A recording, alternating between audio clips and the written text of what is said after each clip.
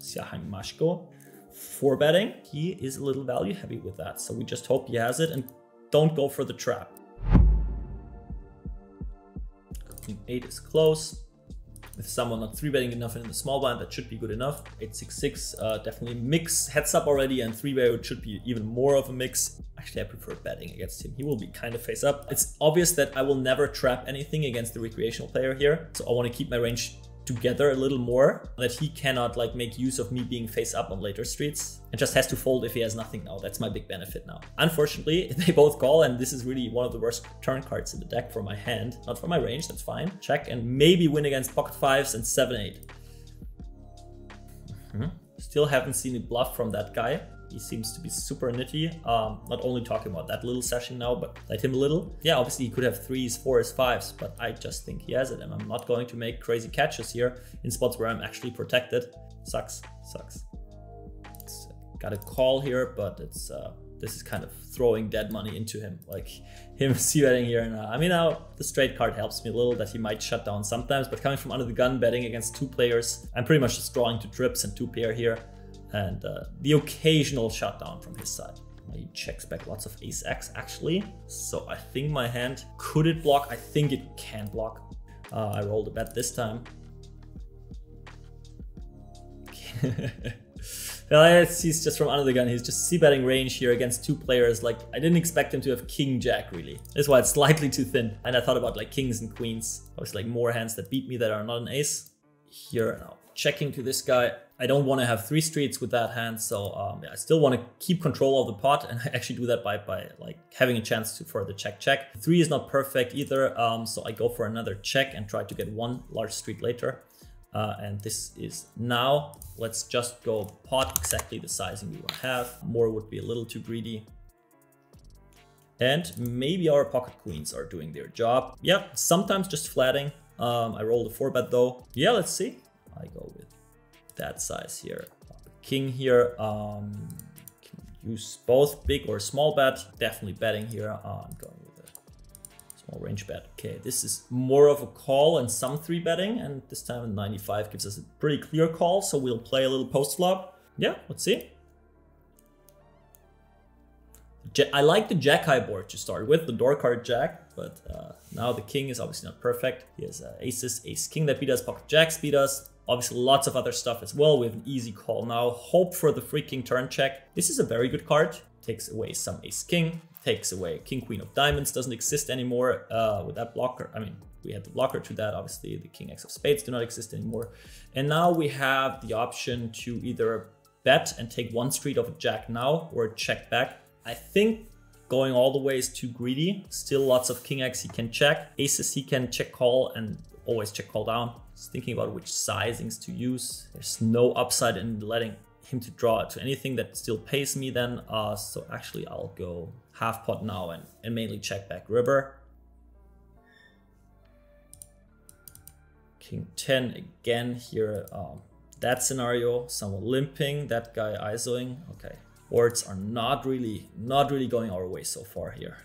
I just think about going crazy. I'm coming from the big blind. I have the range that connects the best with this board. I have no clue how wide this guy limps though, which might be a problem if he just has something like 5-6 or a 4 or whatever. To just go random with this here. I rolled now. I wanted to go 25%. Randomize, didn't like it. Now I think we just have to show down. King high, I'm not trying to bluff anyone ace high, but yeah, collecting some information, hopefully seeing showdown. King tends to ace, right? He limps ace queen, all right. King 8 for 20 bigs, easy open, 2.5x, check 10. Now this is like one of my weak spots, 20 big blinds, blind versus blind. I know the pre-flop ranges, but then post-flop, I'm not 100% sure. He doesn't have all the ace-x. This is what I would attack. So relatively, he hits that board way more often. While that 400 big blinds, we can bet a lot on. I think this is just a mandatory check with my hand, and we try to check down actually king 8 high, because all the ace x are out. This plays like an ace i8. Like this is kind of what I'm thinking through. And sure, he can be bluffing, but this is like 8 is just a very bad card to have here, and I think this is just a check fold. This looks like so freaking bluffy. I think my hand is too thin to value raise, but it's like bullshit. It feels like bullshit. Yeah. At 6-5 off against the min raise of that guy who's pretty tight and only covers like high card boards probably. I don't expect him to open raise like pocket deuces, threes, fours. Yeah, my hand can hit something. I know that this guy, I've seen him, Luke was flatting 3-4 suited against him before. Actually happy to get in the mix here with a nut drawing hand like that, trying to make a straight. Ooh, ooh. Not when there is a better straight on the board. Yeah, Luke will bet that board pretty aggressively, and then I just have to fold, even though it looks like I have an open-ender, but that's not a real open-ender. Wow, okay. Let's now, the open-ender is really dead. Pocket fives, I could see bet small, high frequency that board, but he has all the offsuit broadways, very likely. Actually a very good board for him. I don't expect him to start bluffing his ace-8 of hearts. Okay, no, can't have ace-8 of hearts anymore. Check, check, check. I think 9-7. Okay, it's like a 9 high, solid showdown. Here it's really tough now for me to, tougher for me to find the bluff. I can start betting a lot on the turn already. I block his 6s and 5s, which is bad, but I think I can go a little wider as a bluff as I should here in theory. Yeah, he calls. He always calls. I didn't get a single bluff through today against him. I mean, it's a good call, right? It's like he has an 8, he blocks king jack as well. He unblocks all my potential bluffs. It's just a good call. It's like I need him to have some nothing, which very likely he starts betting the flop or turn with himself. Tough to play against someone when he always has the better hand, and he is a very good player. Interesting. We see the overbet donk and a raise, and I don't really expect him. What happened here? Check call flop overbet donk. Like just saying, okay, you have a set and I max charge you. This is freaking cool. See another donk playing the board, potentially having a king 6 of hearts, and he had the nuts. What a surprise. Luke Johnson, you're freaking running pure. I don't understand actually like the overbet donk. Like it's not like this guy cannot have a jack or something. The overbet donk didn't make sense, like even from an exploitative standpoint, didn't really make sense for me. Queen 4, double backdoor suit. I think I have to float this one. Super close. Like every deuce, 3, 6, 8 gives me gut shot, and now this is actually a solid card for my range. Queen 4 is not really loving it, and I think we have to go here for normal size. We could slightly overbet as well to then have option. Oh, Sjarheim Mashko 4-betting. One thing I know about Sjarheim is actually that he is a little value heavy with that, so we just hope he has it and don't go for the trap. And this looks like a fold, unfortunately. Yeah. Damn it. Okay, pocket 10s, pocket 6s. Let's try and make something happen. Gino limping. I'll like to play pots with you now, Gino. Oh, this is a good card. We're always min-betting the flop to keep the control in the pot in a way. And now he has an ace a lot. He can have like a king. He's not betting a lot himself. Let's start pressuring. Let's go a little crazy. Okay. I would have loved to have him snap call actually the flop. This was more like a tank. Think about the $50. Takes away some ace-x, but still. Think against this type of player, I just need to go max value myself. And max value means stacks in. Low flush draw. That board pretty much never be a check raise. 65, just a check call. Hope to bink. Nope. Clear check fold. Turn if he bets. Expecting high frequency overbet. This guy especially. Very tough for me to find bluffs. I only have low hearts as a bluff. I have King X, I have Queen X, I have Jack 9, I have a 10, I have 8X. So I think we get away. I mean, he's really he loves to catch. And he's bluffing when he doesn't have anything. This one just has to go in the freaking block bet. Anything else doesn't make sense. I could go bigger, but not against someone who likes stationing. He loves his red line a lot. He's probably bluff raising when he can't catch. Yeah.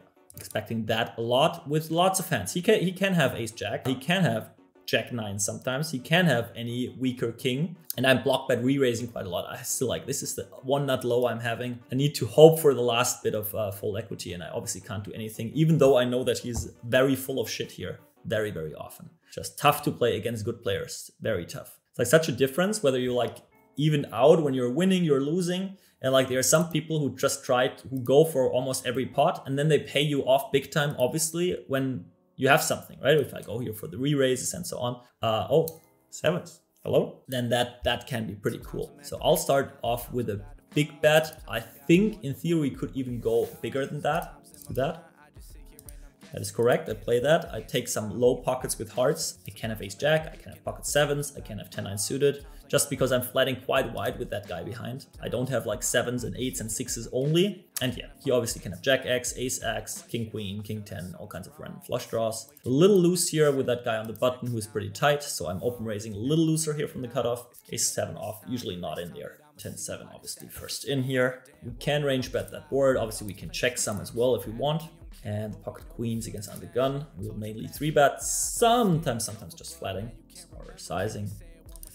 We face the re-raise here, the 10-7 with the flush draw. He goes small. If it's like 9-6, I think we have to go with the straight connectivity. Here we can just fold. We play with some re-raises. Lots of flats here. Like should be have something like 6-7 raising, like pocket 6s, some 5x. Obviously all kinds of king x. Yeah, without the backdoor straight, just the backdoor flush, I think it's fine to fold. Here, that king queen, I don't remember anything against this guy, so I just go, like this is a board where against some people I like big betting as well. But without any knowledge, I just start by small and then react to what's happening. I think this is a rather mandatory, I mean, it's fine to check back, keep queen 10, king 10 in, potential small coolers, hitting a top pair, having showdown value, but I'll mainly go with the overbet. I could go even bigger on a deuce, okay, they're killing me today. Okay, you win. Yeah, okay. Like, I believe you. On a deuce, like, Willem really doesn't improve too many 2 pairs either. That's where you, like, I have the standard 150% button, but actually on some you rather want to go 125, and on like that deuce turn, you can actually go like up to 200, something like that, just because Willem is so capped, not getting any new nuts. This looked like he trapped some Jack 9, where he's just going with his Jack now because he's sick of overbets. I think about open raising bigger now with Gino there. Now we have the problem, right? Xiaha is obviously wider than he should be because of that guy. So I could be 3-betting a lot, but I want to keep him in as well. So I flat more hands that are interested in multi-way, and I 3-bet hands that are more interested in heads up. And Ace Jack definitely is not interested in multi-way. Just makes top pair, top kicker type of hands. That's not a multi-way hand. I'm more for the 3-bet. It's a standard 3-bet anyways, but I guess I have additional fold equity here. Here on that turn, I think I can go 3/4. Ace of diamonds, jack, the deuces and 5s shouldn't be in his range 100%. So I think I can bet, especially with the ace of diamonds, rather high frequency. We go half pot here. Nice, take it down.